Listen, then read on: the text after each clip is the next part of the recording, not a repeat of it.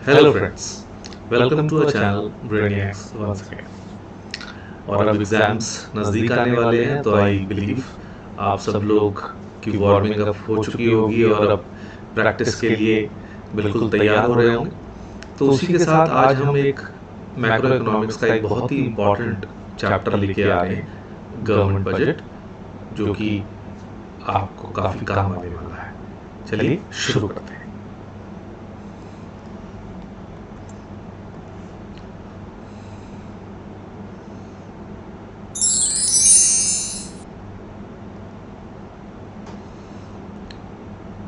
इस चैप्टर के अंदर हम करेंगे गवर्नमेंट बजट एंड ऑब्जेक्टिव्स।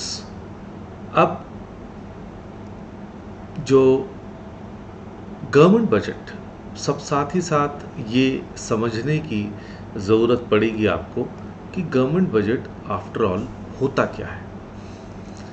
तो अगर हम बात करते हैं as per the definition which is given by Britannica, it is a forecast by a government of its expenditures and revenues for a specific period of time. अब specific period of time की बात हम क्यों कर रहे हैं?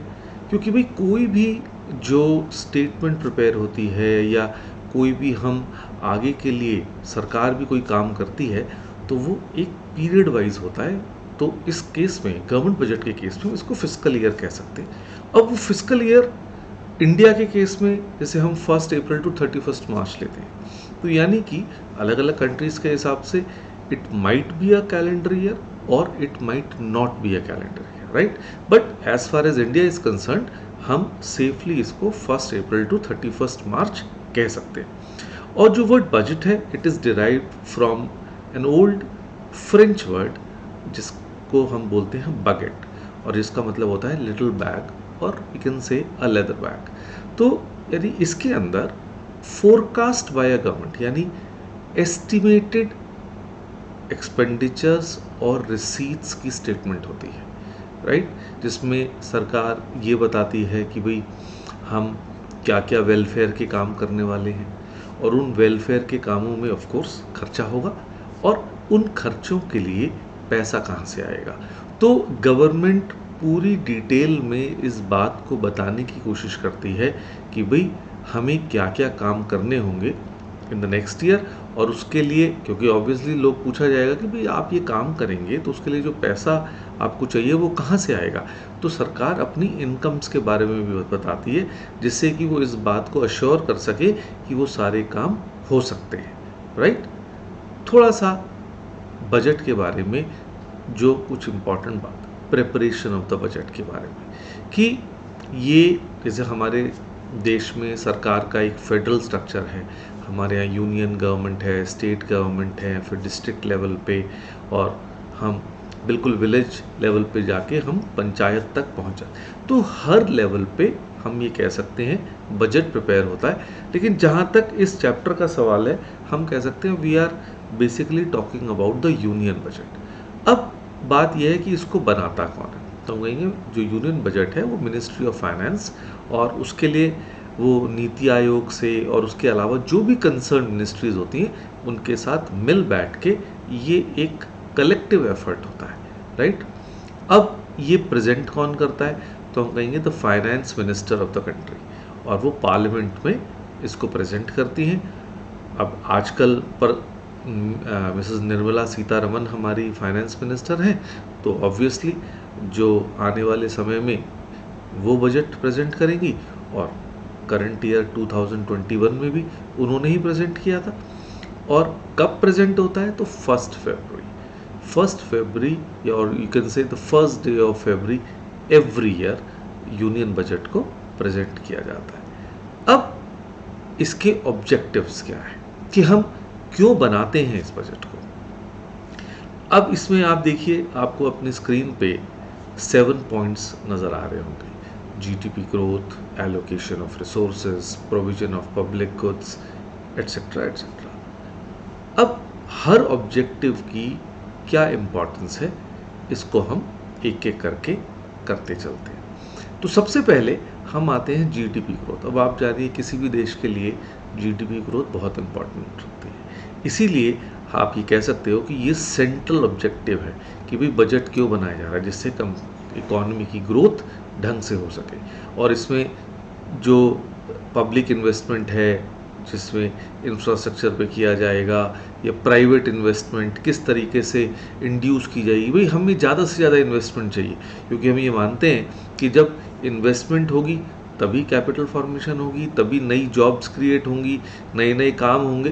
तो ये क्योंकि हमारी मिक्स्ड इकॉनमी है, तो इस काम को हम गवर्नमेंट के लेवल पे और प्राइवेट सेक्टर के लेवल पे दोनों तरीके से करने की कोशिश करते हैं। गवर्नमेंट अब क्योंकि जो पब्लिक ऑर्गेनाइजेशंस हैं उनकी तो हेल्प करेगी, क्योंकि आफ्टर ऑल वो सरकारी ऑर्गेनाइजेशंस हैं, लेकिन साथ साथ वो प्राइवेट सेक्टर को भी हेल्प करती है कि इस प्राइवेट सेक्टर को मोटिवेशन मिले और वो लोग ज़्यादा से ज़्यादा इकॉनमी के अंदर इन्वेस्ट करें। अब ये बात और है कि भाई सरकार कभी टैक्स रिलीफ देती है तो कभी सब्सिडी देती है, तो अलग अलग समय पे अलग अलग सेक्टर्स में उनको वो मोटिवेट करने की कोशिश करती है। अब आगे हम आए सेकंड ऑब्जेक्टिव पे, यानी एलोकेशन ऑफ रिसोर्सेज।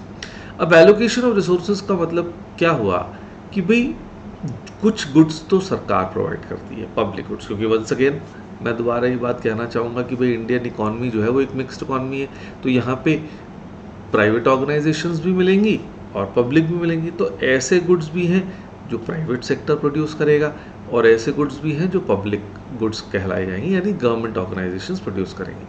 तो जो देश के रिसोर्सेज हैं वो किस रेशियो में दोनों में बांटे जाएं। अब जब पब्लिक गुड्स की हम बात करते हैं तो क्योंकि गवर्नमेंट जो है उसका मोटिव सोशल वेलफेयर होता है, इसमें law and order, national defence वगैरह ये सारी चीज़ें आ जाती हैं, क्योंकि ये बहुत इम्पॉर्टेंट है। और ये इसके जो बेनिफिट्स हैं वो ओवरऑल सबको मिलते हैं। ऐसा नहीं है कि किसी को ये सर्विसेज या ये वाले गुड्स खरीदने पड़ेंगे, ये ऑटोमेटिकली सबको मिलेंगे, तो कोई सिलेक्ट कंज्यूमर के लिए ये नहीं है। तो इसीलिए हमने कहा कि जो इसकी कंजम्पशन है वो नॉन राइवलरस है, मतलब किसी को पे नहीं करना, सबको ये गुड्स फ्रीली अवेलेबल होंगे। बट ऐसा प्राइवेट गुड्स के केस में नहीं होता, क्योंकि उनके लिए मेन मोटिव जो है प्रॉफिट मैक्सिमाइजेशन होता है। तो जो भी पर्सन उन गुड्स के लिए अगर स्पेंड नहीं करेगा तो उसको वो गुड्स नहीं मिल सकते, ठीक है। तो उसमें आपके कार्स हैं, क्लोथ्स हैं, मोबाइल फ़ोन्स हैं, टीवी सेट्स हैं, जो भी कंप्यूटर्स हैं, तो जो भी आप परचेज़ करना चाहें तो वो आपको तभी मिल सकते हैं। तो गवर्नमेंट को ये ध्यान रखना पड़ेगा, क्योंकि देखिए उन जो प्राइवेट सेक्टर प्रोड्यूस कर रहा है वो भी ज़रूरी है, गवर्नमेंट वेलफेयर के लिए जो चीज़ें दे रही है वो भी ज़रूरी है। तो through its budgetary policy government tries to create a right mix, जिससे हर तरह की चीज़ देश में मिले, किसी चीज़ की कोई कमी ना हो। अब हम थर्ड पॉइंट पे आते हैं, यानी प्रोविजन ऑफ पब्लिक गुड्स। अब आप देखिए मार्केट फोर्सेस तो कंज्यूमर गुड्स की तरफ जाएंगे, क्योंकि उनका काम प्रॉफिट मैक्सिमाइजेशन है। गवर्नमेंट पब्लिक गुड्स की तरफ जाती है, क्योंकि अल्टीमेटली उनके लिए सोशल वेलफेयर है और उनका पर्पस है कि भाई कलेक्टिव नीड्स जो है लोगों की फुलफिल हो सके। तो बजट में इस बात का प्रोविज़न किया जाता है कि इस तरह के गुड्स के लिए प्रोवाइड करके, पैसा अरेंज करके सोशल वेलफेयर को ज़्यादा से ज़्यादा किया जाए, right. Then we come to the fourth point, यानी कि एम्प्लॉयमेंट जनरेशन। और ये बजटरी पॉलिसी का एक बहुत ही इम्पॉर्टेंट पॉइंट है, क्योंकि देखो बजट में जब हम अलग अलग सेक्टर्स के लिए इन्वेस्टमेंट्स को या पैसे को एलोकेट करते हैं तो हम इस बात की कोशिश करते हैं कि उन सेक्टर्स के अंदर एम्प्लॉयमेंट जनरेशन हो। तो इंफ्रास्ट्रक्चर को बूस्ट देना बजट का एक बहुत इम्पॉर्टेंट पार्ट हो जाता है, क्योंकि अब जैसे बजट में मनरेगा के लिए प्रोविजंस किए जाते हैं, तो जिससे कि भाई गरीब से गरीब लोगों को सरकार मनरेगा के अंदर 100 डेज ऑफ एम्प्लॉयमेंट जो है गारंटी करती है। अब हाँ, वो पैसा कहाँ से आएगा कि भाई वो कितना काम होना चाहिए जिससे कि ऑल राउंड द ईयर जो है हम लोगों को एम्प्लॉयमेंट दे सकें। तो बजट के थ्रू सरकार ये कोशिश करती है कि अलग अलग सेक्टर्स के अंदर एम्प्लॉयमेंट जनरेशन हो सके। और एम्प्लॉयमेंट जनरेशन होगी कब होगी? जब लोग इन्वेस्ट कर रहे होंगे, क्योंकि ज़्यादा से ज़्यादा बिजनेस खुलेंगे तो लोगों की इनकम भी बढ़ेगी, right. Then we come to balanced regional growth, जो कि बहुत ही इम्पॉर्टेंट है एक बजट के लिए, कि भाई सरकार इस बात की बिल्कुल कोशिश करती है कि देश का हर हिस्सा डेवलप हो सके। तो और ख़ास तौर पे ऐसे में जो बैकवर्ड एरियाज़ हैं उनको प्रायोरिटी मिलती है। तो इस तरह से गवर्नमेंट जो है इकोनॉमिक या रीजनल डिस्पैरिटी को कम करने की कोशिश करता है। तो ऐसे में वो क्या करेगा कि भाई जो रिच एरियाज़ हैं, जो प्रॉस्परस एरियाज़ हैं, या उस सेक्टर में जो लोग काम कर रहे हैं उनको ज़्यादा टैक्स देना होता है, और जो बैकवर्ड एरियाज़ हैं वहाँ पे लेस टैक्स होगा या लिबरल टैक्स होगा, जिससे कि उन लोगों को आगे बढ़ने में मदद मिल सके।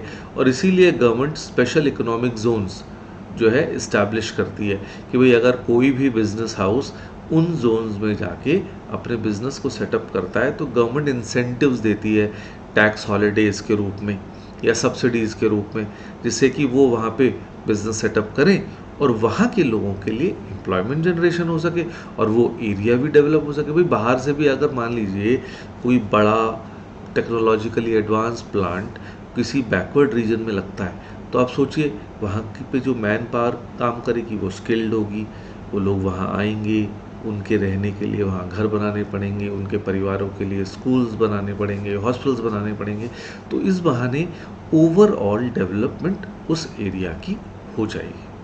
और इसमें से कुछ जो सरकार ने ऑलरेडी काम किए हैं, तो जैसे नोएडा में खुला है इस तरह का एक स्पेशल इकोनॉमिक जोन, कांडला में खुला है, कोचीन में खुला है। तो दीज आर सम एग्जाम्पल्स। आगे बढ़ते हैं। अब बात आई इकोनॉमिक स्टेबिलिटी की। देखिए किसी भी कंट्री के अंदर अगर इकोनॉमी अनस्टेबल होगी तो that is not a good sign. उस तरह से उनकी डेवलपमेंट को ज़बरदस्त नुकसान होता है। तो अब गवर्नमेंट इस तरह से ये काम कैसे करती है कि जो बिजनेस साइकिल्स होती हैं, जिनको हम ट्रेड साइकिल्स भी कहते हैं, कि भाई डिफ्लेशन है, रिसेशन है, डिप्रेशन है, अलग अलग जो ट्रेड साइकिल्स हैं, इनको कंट्रोल करने का काम सरकार बजट के थ्रू करने की कोशिश करती है। तो द बजट जो है it acts as a tool to correct situation of inflation and deflation. अब डिफ्लेशन के टाइम सरकार क्या करेगी, क्योंकि इकॉनमी में पैसा नहीं है, ठीक है, तो गवर्नमेंट अपना एक्सपेंडिचर बढ़ाएगी और बाय गिविंग टैक्स कंसेशंस और सब्सिडीज़। वहीं जब इन्फ्लेशन होगा तो इसका मतलब मनी सप्लाई बहुत ज़्यादा है, तो गवर्नमेंट अपने खर्चे को कम करेगी, जिससे कि उस एग्रीगेट डिमांड को कम किया जा सके। तो जब इकोनॉमिक स्टेबल होगी तो हर कोई वहाँ पे इन्वेस्ट कर सकता है, जिससे हमारी ग्रोथ और डेवलपमेंट बढ़ सकती है। Then coming to the 7th point, यानी रिड्यूसिंग रीजनल डिस्पैरिटीज। अब इससे सरकार की क्या कोशिश रहती है कि वो एक इक्विटेबल डिस्ट्रीब्यूशन कर सके इनकम और वेल्थ का, राइट। और ऐसे में वो फिस्कल टूल्स का इस्तेमाल करती है अपने टैक्सेशन और सब्सिडीज़ के रूप में, कि भाई taxation, higher taxation on the rich, liberal taxation on you can say poor, और नो टैक्सेशन, लेकिन गरीबों हम कहेंगे कि भाई कॉर्पोरेट के लिए तो ये हो गया, गरीब लोगों के लिए सब्सिडीज़ हो गई, क्योंकि आपने उनको सब्सिडी दी तो चीज़ें उनको सस्ती मिल गई। तो it is like a sign of social justice and welfare. और फिर जैसे मैंने अभी कहा कि taxing the rich and subsidies to the poor. तो यहाँ पे हमारा जो ऑब्जेक्टिव्स है वो कंप्लीट होता है। Thank you for watching. आपको मैं समझता हूँ कि समझ आया होगा, और जैसा कि मैं बार बार कहता हूँ कि भाई हमारी ये प्रेजेंटेशन आपको हमारे लिंक मिल जाएगा यूट्यूब पे, तो वहाँ से आप इस प्रेजेंटेशन को डाउनलोड भी कर सकते हैं। आप इसको बार बार देखिए, फ़ायदा उठाइए, अपने दोस्तों को बताइए, हमें इंस्टाग्राम पे फॉलो करिए, वहाँ भी हम बहुत अच्छी इन्फॉर्मेशन जो है आप लोगों को देते हैं। हमारी वेबसाइट पे जाइए और वहाँ पे सैम्पल पेपर्स आपके लिए हैं, नोट्स हैं आपके लिए, आप उनको ले सकते हैं, यूज़ करिए और मेहनत करिए और अच्छा स्कोर करिए। Thank you, good bye.